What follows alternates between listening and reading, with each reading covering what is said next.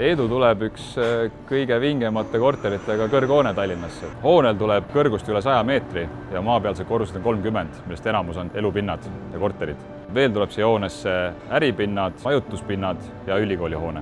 Tavaliselt on kõik kõrghooned rajatud puhtalt klaasfassaadist, siis seda hoonet peab ehtima puhas valge betoon, mis annab kindlasti selle hoonele oma eripära. Siin on rõdud ümberringi algusest lõpuni, mis teeb selle ehitusprotsessi palju keerulisemaks, kui ta tavaliselt on. Kuna tegemist on kõrghoonega ja siin tellija poolt oli ees väga pingeline graafik, siis tegelikult me PERi poole pöördusimegi, et millised on need tehnoloogilised lahendused, mismoodi on võimalikult kiiresti see hoone lõppkõrgus saavutada.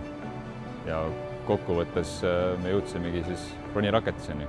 Eedu objektil me kasutame ronirakettist eelkõige selle tõttu, et see annab meile ajaliselt päris suure võidu.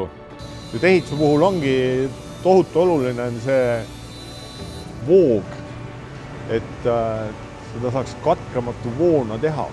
Meie ülesanne ongi tagada neile materjal õigel ajal, õige asi.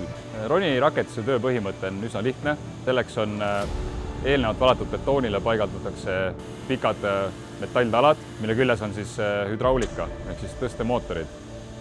Hoone süda, trepikoda, liftišahtid, need liiguvad 3 korrust eestpool ja see on hüdrauliliselt liigutatav, ehk ta on kraanast sõltumatu ja üldse seda kraanat on ju ainult üks kogu selle torni kohta. Betoon pumbatakse üles. Ja nüüd, kui osa raketisest on hüdrauliliselt liigutatav, siis see on ka suur võit.